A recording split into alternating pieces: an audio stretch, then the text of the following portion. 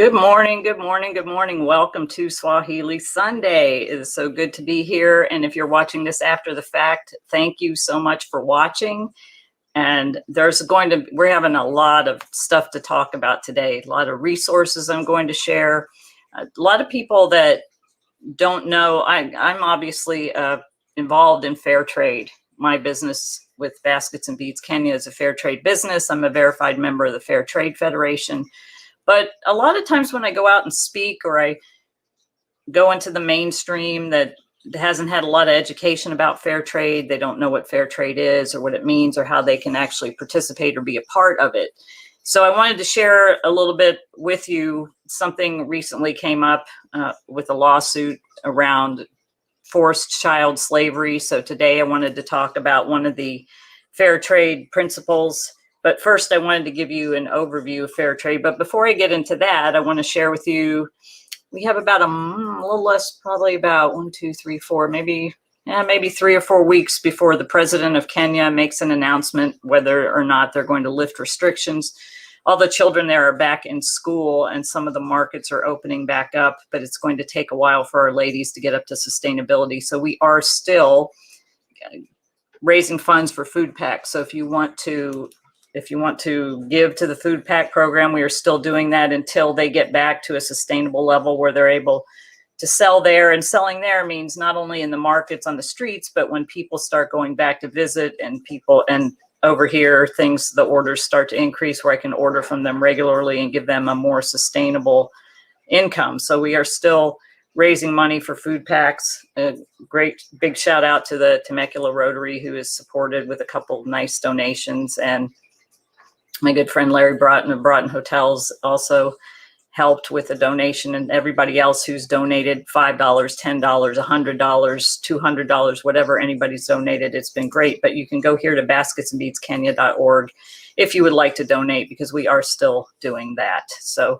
just wanted to bring that up in case anybody was interested and wanted to know if we are still actually helping the ladies in Kenya with food, which we are. And we were able, actually, with one of the donations from the Rotary, to buy school uniforms for 13 kids, which was great. So 13 kids are now in school. They have uniforms and supplies, and they were able to go to school because the parents couldn't pay for the school fees and also the uniforms and all the supplies. It's not free to go to school over there. So basketsandbeadskenya.org, it's tax deductible if you are interested. Awesome sauce. Thank you so much. Okay, let's talk about we're talking today about ensure the rights of children. This is a Fair Trade Federation principle. It's a principle of fair trade to ensure the rights of children. Let me read you the definition of fair trade. Fair trade is an approach to business and to development based on dialogue, transparency, and respect that seeks to create greater equity in the international trading system. Fair trade businesses partner with farmers and craftspeople in developing countries who are socially and economically marginalized in finding markets and customers for their goods. What does that mean exactly? What that means is, me as a fair trade business, I'm a business and I have a director in Kenya that works with artisans, and we work directly with artisans in Kenya to purchase from them and help them. My slogan is to go from poverty to prosperity, getting them out of poverty, not only getting them out of poverty where they live, but out of the poverty mindset that they've grown up with and been around all their life. We're teaching them leadership type of things. My blog post last week about how to be an integral part of a tenacious team. These are concepts that we teach our ladies. We're teaching them how to be leaders, not only in their community, but of themselves and in their businesses. And we believe that teaching them these concepts and how to be entrepreneurs will help them in all areas of their lives. Not only they're an example in their community, they're an example to their children. They are an example. We started, I've said before, with 5 women. We're over 30 women, and they've stuck with us. And we're placing small orders.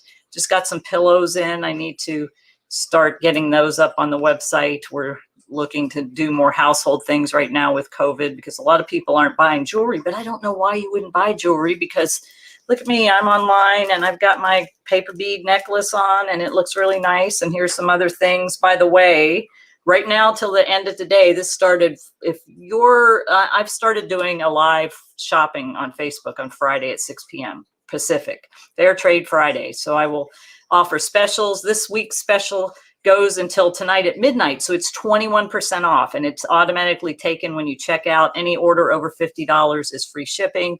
So if you want to get one, and these are some of the products I featured, if you want to go, if you're not on the Facebook page, if you want to go to the page and look at the video of the shopping, these are some of the products I featured right here, what I have behind me. Paper bead necklaces in black and white, the Dorcas necklace in many different colors. And then this special made trivet, there's only 2 of those. It's not on the website. So if anybody sees that and you want that, I'll show that to you real quick because this is kind of a special thing. It was made by Elbit, one of our older mamas who's taking care of 4 grandkids. And it's made out of the grasses that grow there. So if you see that and you like that, it's great for a wall decoration, but it's also great to put on your table. Anyway, that's that. If you go to basketsandbeadskenya.com, basketsandbeadskenya.com, you can go there and shop, and it's the 21% is automatically taken off. All right, let's get to the Swahili phrase of the week. So we're talking about, I'm saying a phrase instead of a word, a phrase today. So ensure the rights of children is a Fair Trade Federation principle. And that's, let me actually share, I'm going to share my screen real quick so you can see the, let me share this real quick. So I'm a verified member of the Fair Trade Federation, and there are these principles that they vet us against. And these are principles that we are supposed to operate our business by. So we fill out an extensive application. I think it was about 20 pages. It ended up being a lot more once I filled in all the information. And they have a board that meets. And actually, because I didn't clearly explain a couple of things, I didn't get approved the first time. And then I had 30 days to go back and attempt to do a reapply, and which I did, and address those things. And then I was accepted. So I'm very grateful, but they vetted me against all of these things. And one of the things, which I think is one of the most important, is ensure the rights of children. Fair trade means that all children have the right to security, education, and play throughout the trading chain. Members respect and support the UN Convention on the Rights of the Child, as well as local laws and social norms. Members disclose the involvement of children in production. Members do not support child trafficking and exploitive child labor. So basically what that means is we don't support labor of children. So ensure the rights of children is one of the fair trade principles, and that's what I wanted to talk about today because of something that just happened in the chocolate industry. So the phrase, okay, if Layla's listening, she'll probably laugh because I need to work more on my Swahili. So this means ensure the rights of children. Kuhakikisha hakiza watoto. Okay, let me do that again. Kuhakikisha hakiza watoto. That means ensure the rights of children. That's the Swahili phrase of the day. And I decided to do a phrase instead of a word since we're talking about that. It's a very important thing about ensuring the rights of children. And I wanted to address that today. I have a blog post up on basketsandbeadskenya.com. I released a blog post early since I'm talking about this today, which I will share that here so you can see it. It's what we're going to talk about today. All of these things here. All right, so this is the about ensuring the rights of children, and it's on basketsandbeadskenya.com in the blog. It's the latest blog post that just was released this morning at 6 a.m. Normally I release it on Monday. I will post it on social media on Monday. And since we were talking about this today, I wanted to have this so you could go and refer to it after you listen to this. So there are the children are basically innocent. And even in the Bible, it talks about, Jesus said, suffer the little children to come to me. Children are innocent and they need to be protected. And here's some really disturbing statistics about child forced labor that came from the Compassion International website. 52 million children worldwide are victims of child labor. 88 million are boys, 64 million are girls. That should be, I think, 152 million. I think there's a typo there. 48% of all victims of child labor are ages 5 to 11. If any of you have children or had children at that age group, imagine them being stolen from your family and forced into labor. And it goes on with, let's talk about child workers. Almost half of child workers in Africa, which 72.1 million, 41%, 62.1 million are in Asia and the Pacific. So that is quite a large percentage of workers that are forced, they steal them from their family and force them into labor. They don't get to play, they don't get to go to school, they don't get to live any kind of life. Many of them grow up illiterate. And the chocolate industry is notorious for having one of the biggest problems in child labor. And here in the blog post, there's links to everything that I'm going to show you. So first of all, this was done in 2019 by an article in the Washington Post, which talks about child labor. And it goes into extensive detail about where the child labor is and what things are doing. They actually interviewed some children, and the biggest have been for decades companies like Mars, Nestle's, and Hershey's, and they pledged nearly 2 decades to stop using cocoa harvested by children, but they keep moving the pledge out. They keep moving it out and moving it out, and they say, oh, okay, we're not going to do it. We're going to fix it by this date. And then that date comes and they move it out again, and that date comes and they move it out again. So they are still using child forced labor. And that if you're buying those products, you're supporting child labor trafficking. And I suggest you go and read this article to really educate yourself and find out about what's going on.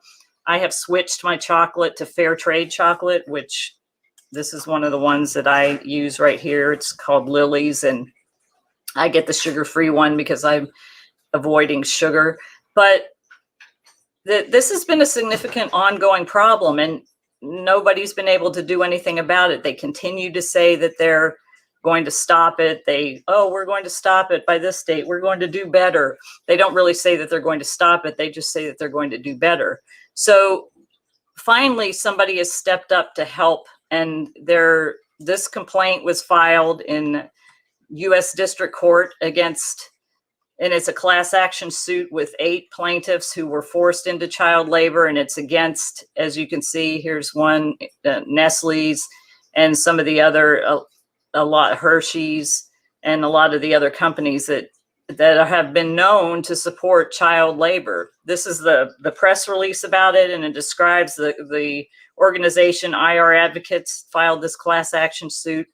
And this just happened. So it's against, let's see, the defendant companies, Nestle, Cargill, Mars, Mondelez, Hershey. So there's several companies here that you're probably familiar with that you maybe get your candy or your chocolate from, who have been named in this lawsuit. So what we all in the fair trade, and some of my fair trade friends that I've talked to, are hoping is going to happen with this is that it's going to put finally a spotlight on this situation, and maybe we're going to have it to stop, and maybe children won't be used to traffic anymore. And a lot of people don't know that about chocolate. I didn't know that until I got involved in fair trade. And I thought, because I've heard of fair trade chocolate before, and I knew a little bit about fair trade, but I never educated myself until I got involved with the ladies in Kenya and learned that I was actually a fair trade business and had to learn what fair trade was and how I could be a part. So you may be thinking, wow, this is really disturbing. So to me, it is. It's very sad. I think about when my kids were that age, what my kids were doing between 5 and 11. We were stationed in England part of the time, and they were playing and seeing English history, and we were going to castles and cathedrals, and they were in school. My daughter was in Girl Scouts, and my son played sports. And then we moved and we were stationed in New Mexico. And again, they were both involved in extracurricular activities. They were going to school. They were playing. They had friends. I can't imagine, when I think of my children at that age, being taken from me and forced into a labor situation. And this is what's happening, because the children, they beat them and they starve them and they just treat them horribly, and they force them to work. So what can you do to make a difference? And people think, oh gosh, I could never make a difference in that. Sure you can. You can make a difference by making a pledge not to buy your chocolate products from those companies and go get a fair trade chocolate. Or maybe you're not willing to do that right now, but you could do something else. Like, for instance, if you drink coffee, the coffee is the same thing. There's fair trade coffee. And fair trade certified. So I'm a verified member of the Fair Trade Federation, which means that my business practices have been verified to align with the Fair Trade Federation's 5 or 9 principles. And I'm getting ready to actually renew that again this year. And I've actually taken on another group of artisans in Kenya that make soapstone, which I haven't visited yet because of COVID. So that's up first on my list when I get there, is to go visit and meet them in person and see their. I've seen pictures, but I've talked over WhatsApp, but I have not met them face to face, and I need to do that. And then in Fair Trade Long Beach, I carry a couple other products from the Fair Trade Federation, socks, which my ladies don't make. So I have a lot of socks from Fazzle and from Conscious Step, which are great socks. I have pairs of both of those, but I carry those in Fair Trade Long Beach just to have a supplemental product that a lot of people are buying right now. Because like I said, a lot of people aren't buying jewelry. But what can you do? So you can look on the back of your coffee, tea, all those things. So if like I said, I'm verified, but a fair trade certified is usually for products, for farming, for things that are produced, like the beans for making the coffee and the whole supply chain to get the coffee to you. Equal Exchange is one company that has a lot of fair trade coffee and tea. Just Tea they have tea from Kenya, which I really love, and they're fair trade certified. They'll have a little label on it. Actually, let me share this again. It'll have a little label on the product, and it usually looks like this, something like this. There's a couple different logos, but it'll be fair trade certified product. So you can look on your products and see if it's not on there. That doesn't necessarily mean that it's not fair trade. You might need to go back and through the supply chain and figure out where it came from. For instance, I send out brownies sometimes to clients that every now and then, and I use a company called Fairy Tale Brownies, and I had used those as a speaker. I would send them to people who booked me to speak as a thank you. And when I became involved in fair trade, I thought, oh gosh, they use chocolate. Where's their chocolate come from? It didn't say on their website. So I had to email them and I said, look, I need to know where you get your chocolate from, because I need to know if it's a fair trade type chocolate. They gave me where they get their chocolate from. I went to that website and did some research and found out that yes, even though they're not currently fair trade certified, they do have fair trade practices. They have a whole program to ensure kids are in school, and while the parents are working, that the kids are in school and they're learning and that they're taken care of. I was really impressed actually by the whole program that they had. So I felt confident that I could still support buying from that business because of the fact that they do have fair trade practices in where they get their chocolate from, and the brownies themselves are made in their own factory. And another thing, some of my t-shirts come from Bella Canvas, and Bella is not a fair trade verified or certified brand, but I have been to their factory in downtown Los Angeles, and it's clean, and the workers the temperature's good in there. It's not dirty. They don't look like they're forced to do anything. All the workers seemed very happy, and they were happy to escort us through their whole factory and show us their entire operation. And now on their website also, they indicate about the practices that they don't do forced labor. They don't do child labor. I'm not sure why they haven't gone for to be a fair trade company, but they do have fair trade practices. So you can do an investigation like that to find out for sure if the companies that you're dealing with are fair trade. There's another thing about fast fashion. Fast fashion is where they're using forced labor. I have a blog post, a couple blog posts ago about, and where I highlighted forced labor situation in Bangladesh, which everybody knows about what happened there. That's involved in conscious fashion. That there was a building that was unstable. Everybody, all the businesses on the ground floor cleared out, but the clothing manufacturer forced the workers to go in there and made them work. Somebody said that they locked them in. I didn't find anything about that, but maybe that happened. And then the building collapsed and killed hundreds of people because of the fast fashion thing. Work, work, work. That's not fair trade. So be cognizant of who makes your clothes, who makes your products.